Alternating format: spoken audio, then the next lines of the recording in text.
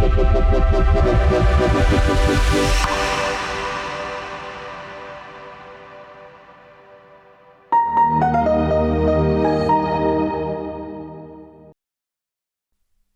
and thank you for inviting me to speak at your event. The presentation today is called Turning Data into Information, Providing Insight that Drives Impact, and is related to people-centric technology innovation in public services. My name is Joe Digan, and I'm the head of IDC Government Insights for Europe. We only have 15 minutes, so I'm going to go strictly on. So,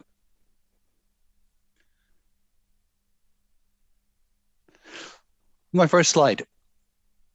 We have digital and data. Digital and data are umbilically linked, and they're used for unlocking transformation in public sector, alongside policymaking, service delivery, operations, and working practices. There are a number of quotes there, but I'm not going to read them. They're just there to show that this is actually a global phenomenon that everybody is conjuring with. How do we actually use data better? And how do we use the new technologies we have to make it easier? Depending on who you talk to, data is described as the new gold, is described as the new oil. It's considered to be a valuable thing. But data by itself is just bits and bytes. We need to turn data into information that gives us insight to allow us to have impact. That's the continuum that we need to get to. And the key to provide this is the use of technology. And we will look at how the public sector is responding to the needs of citizens. So first off, this is a word cloud that came out of a piece of research that asked a number of interesting institutions around the world what they thought was the most interesting and critical success factors to government digital transformation. What's most interesting about this is the fact that of the 27 words that came up in the word cloud, only 2 of them were specifically about technology. It's really about governance, policy, ethics, and primarily about user centricity. Technology is plumbing, and in fact, we can do the plumbing. The most difficult thing we've actually got to do is to get people to do things differently. And this is where user centricity comes to the fore. But there's still a lot of work to do to make public services citizen-centric. And that quote on the right there from Tom Reed, who is the CEO of the UK Government Digital Services, he talks about the fact that we've actually made great strides in digital transformation, but we've not actually won the war yet. To a very large extent, all that we've done is take existing manual processes and put them online and then call them digital, but without redesigning them as digital services themselves. So citizens actually want the same level of digital services they get from retail and financial, but currently they don't. Just under a quarter of governments still predominantly use manual processes, and 32% standardized responses rather than tailor the responses to individual needs. So we're not there yet, although it sounds good. And there are still thousands of PDFs, which is my own hate, still existing within the government service arena. But there is hope. COVID recovery funding is a once-in-a-generation opportunity to fill the citizen centricity gap, because part of what had been missing is the actual investment monies that would allow us to do this. So these stats came from an IDC Acceleration April 21 report. And these are the top 5 initiatives that European public sector executives are looking to fund with national and EU recovery packages. First of all, modernize digital services for citizens, patients, and students. The staff digital skill upgrade. This is immensely important. We'll come back to this later. The digital connectivity and broadband upgrade. This is basic. I mean, unless we've got ubiquitous connectivity at a broadband level. It's the fourth utility. It's got to be there. And cloud migration adoption, it's becoming the thing that everyone is doing, and it's the actual correct thing to do. And this idea of adopting clean tech, this can be described as greening by and greening through technology. So greening by technology is where you invest your monies into, very energy efficient data centers. And greening through technology is when you start looking at things like air pollution within cities and buildings. The recovery packages are truly a one-off opportunity. I've never seen it before, and I've been in the public sector for 30 years. And amazingly, for public sector, it's very fast. They want to spend this money in a few years. Of the 780 billion euros in the recovery wave, 37% of that must be spent on climate and 20% on digital transition. So they're mandating digital transition, which gives us a great opportunity of actually making sure these funds are used to the best of our abilities. Moreover, the European Commission has already disbursed 2.2 billion euros in pre-financing to Portugal. If you've not been tracking this funding, you should. And in fact, IDC has got some really interesting information on it. And if you want to find out more, please speak to Gabrielle or contact me directly. So public sector executives must align public sector performance with citizen expectations. So what do they want? Well, we are all people. So citizens' expectations are not really that hard to work out. They want the right performance. The public sector delivers value through high-performing public services. Secondly, they're looking for outcomes. People experience the value of public services in the context of their journey through day-to-day life. And their expectations, the perceptions of value depends on the people's livability needs, their values, and life events. I'm a very old person. I have different needs from someone who's very young. And we need to actually cover both. So how do we do this? And we do it by focusing on societal outcomes. The IDC are running a European Government Summit on the 27th of October, and you're all invited. It's free. Please contact either myself or Gabrielle for details. The reason I actually mentioned this is that we are taking the advice of an exceptional advisory board that we put together to help us try to work out what are the real challenges that we need to be addressing. Their number one piece of advice is that technology vendors need to focus on outcomes required and work back to design their value propositions. You need to understand what are the outcomes that people are looking for, and then that should actually help you create the playbook that you need to be looking at. And the outcomes all relate back to the strategic development goals that the UN has put forward for 2030. So innovation-driven jobs and growth, net zero economy and resource conservation, high quality health and well-being. These are the big buckets that people are looking at. And you've actually got to design, as I said, the value propositions you bring into the public sector to reflect those. So performance, we need productivity, investment yields, compliance, channel shift. Channel shift is one of the few areas where government can actually increase efficiency and take out cost at the same time. Accessibility, customer satisfaction, and sustainability. And their expectations, good stewardship of taxpayer money, invisible bureaucracy, trust, transparency, safety, inclusivity, and affordability. As I said, it's not rocket science. It's just something that needs to be done. So, by taking advantage of digital and data to empower strategic initiatives, the public sector is basically on a mission. The public sector is on a mission of data, technology, transparency, and ROI is the key. So again, big buckets, lifelong learning, livable and prosperous cities, diverse and inclusive society, net zero economy, health and well-being, safe communities, jobs and growth, convenient, affordable, safe mobility. One of these things that I think is really important about this is vendors frequently come to the public sector with point solutions. These things are not point solutions. These are narratives. These are narrative outcomes.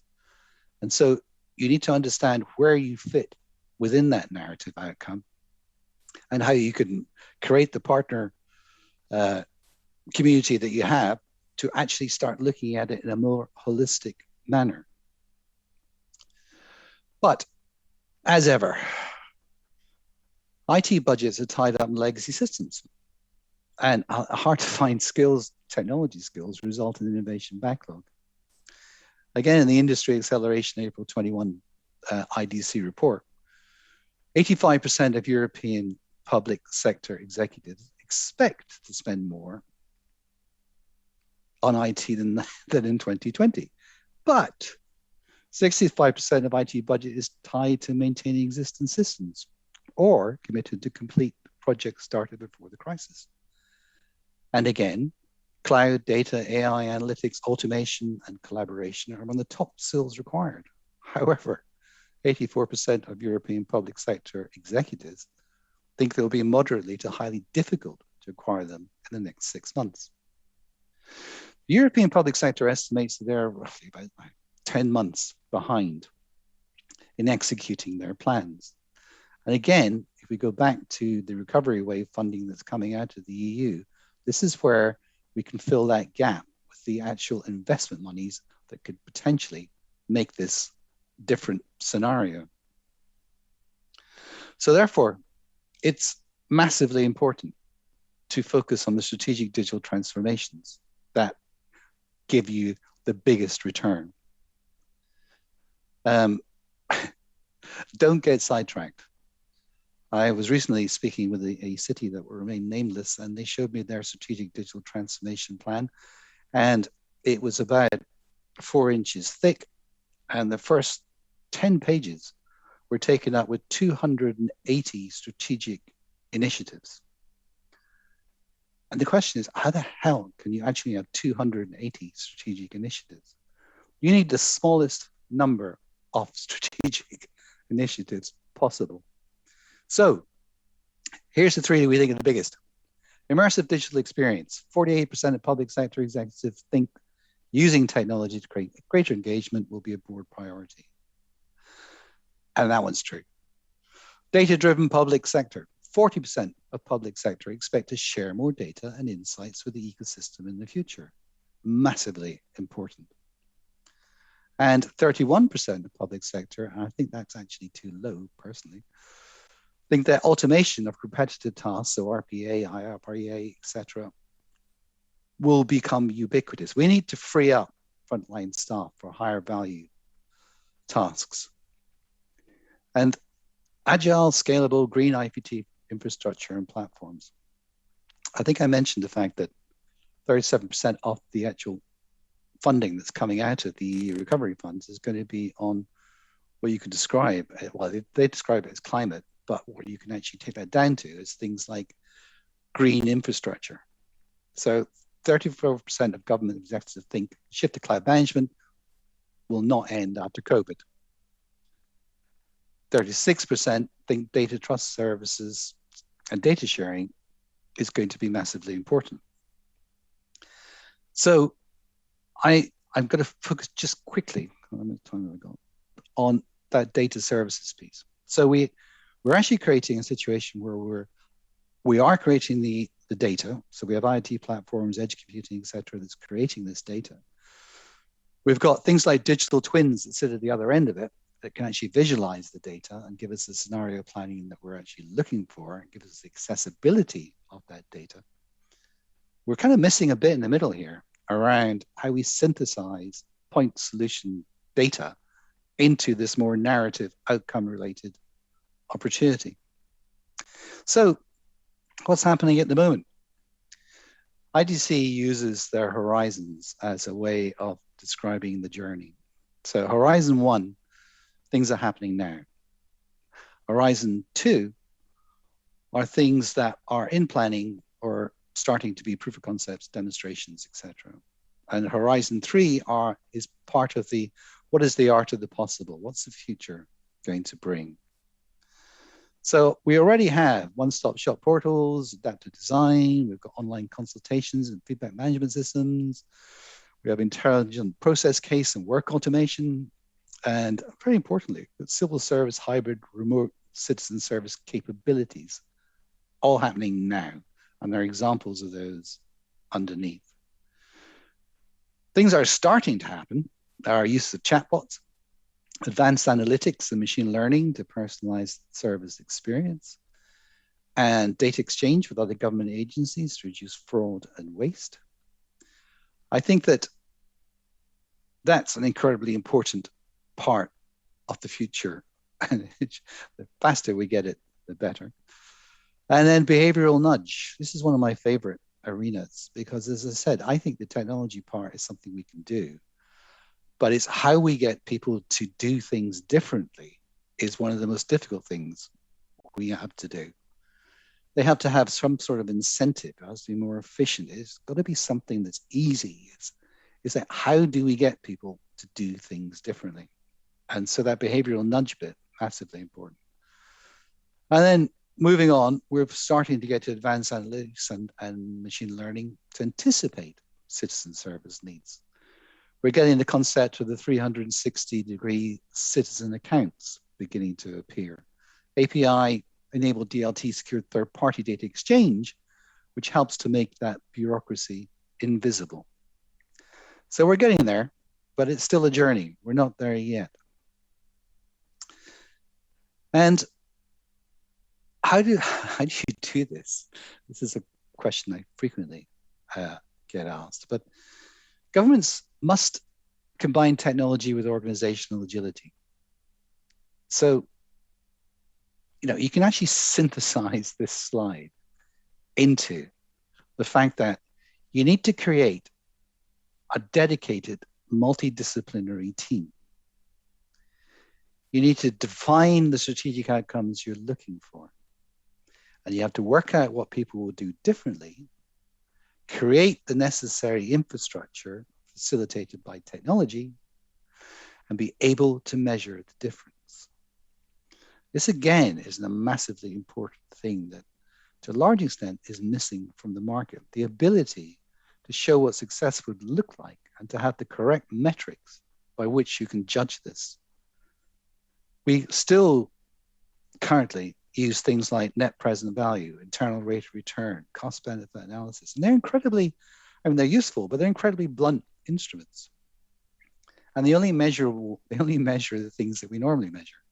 So how do you actually use something like that against things like harmony, mental health, well-being, mobility? So there are new metrics, business models being created, and we have to be creative about how we use them. So technology investments are in the right direction, but the organization needs to catch up. Again, looking at the Futurescape World National Government 2120 predictions, 45% of governments will begin processing citizen services in real time and leveraging better customer intelligence and robotic process automation. By 2023, we believe that 35% of governments globally will invest in containerization, cloud usage monitoring, federal identity management, and other tools to deploy services seamlessly in a multi-cloud environment. And to ensure effective continuity of operations, by 2024, 30% of agencies will invest in intelligent digital workspaces supported by digital-led operating models. To get there, this fluid organization needs to be in place. I used to work for something called the Connected Places Capital, which was the UK government's center of excellence for smart cities. And we had in our team data scientists, straightforward technologists, we had anthropologists, we had designers, we had ethnographers, and you need that holistic view of a wicked problem if you're ever going to get to an outcome that makes a difference. And so embracing scalable cloud-based option innovation to empower government digital transformation. These are the pillars that we actually need going forward. We need to accelerate citizen-centric innovation. So this is the usual drive up from the bottom, understanding automation can change end-to-end citizen relationship management, case management, cross-departmental collaboration. This will then allow us to leverage data as a strategic asset. We need to embed intelligence into the business processes so that expert civil servants have a 360 view of the citizens to make decisions quickly and then focus on value-added citizen experiences.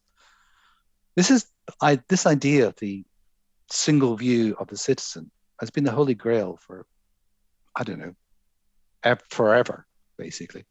But one thing we should also have cognizance of is the fact that if we're creating a 360-degree view of the citizen, we should equally create a 360 view, or sorry, a single view of a citizen. We should equally create a single view of government for the citizen. So it's a two-way process. We need to embrace open cloud-native platforms, so automate development and deployment and manageability with a modular, configurable, open platform to future-proof digital service in the nation while enabling a reliable and scalable operational performance. Invest in your platform capabilities and capacity. Create competence centers to scale the investment in platform tools and skills that can drive the innovation across agencies and react quickly to things like COVID and emergency business and regulatory requirements. And manage the change. Transparently communicate expectations and achievements and coach and train. Empower business experts to continuously iterate that innovation. If we do all of these things, we will get there in the end. Thank you very much for listening. I do appreciate your time.